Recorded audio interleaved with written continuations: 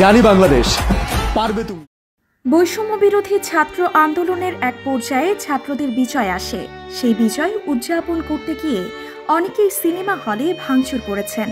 এতে আহত হয়েছেন চিত্রনায়ক সিয়াম আহমেদ।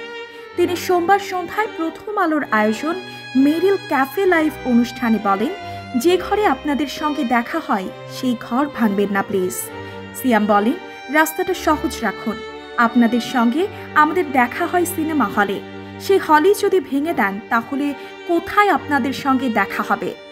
আমাদের এখনো অনেক কিছু নির্মাণের বাকি আছে, আমাদের পথ চলায় আর পিছিয়ে দেবেন না। এরপর যখন দেখবেন এমন অন্যায় হচ্ছে তখন আপনার ভয়েস রাইজ করেন, এটা আমার অনুরোধ। জীবনের প্রথমবার এমন আন্দোলনে অংশ নেন সিয়াম। তিনি মনে করেন এবার শিল্পীরা অধিকার আদায়ে সোচ্চার হয়েছেন।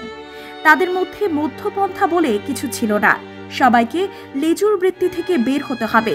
তিনি বলেন, তেল মারতে মারতে ড্রাম শেষ হয়ে গেছে, এখনো তেল মারছে, কিন্তু আমরা তো শুনেছি শিল্পীরা নিরপেক্ষ থাকবেন। ব্যক্তিগত জীবনে তাদের রাজনৈতিক মতাদর্শ থাকতেই পারে। 1971 সালেও কিন্তু শিল্পীদের বিশাল অংশগ্রহণ ছিল, তাদের কথায় একটি মূল্য থাকত, তাদের কথা শুনতো।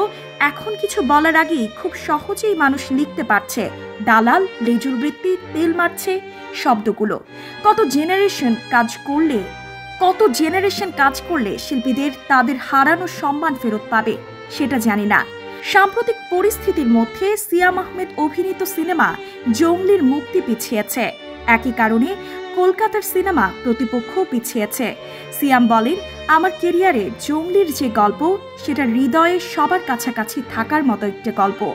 আমি দর্শকদের বলবো সিনেমাটি দেখেন, সঠিক সময় তাদের সিনেমাটি দেখাতে চাই। আমি চাই নতুন বাংলাদেশে এটা আমার প্রথম সিনেমা হোক।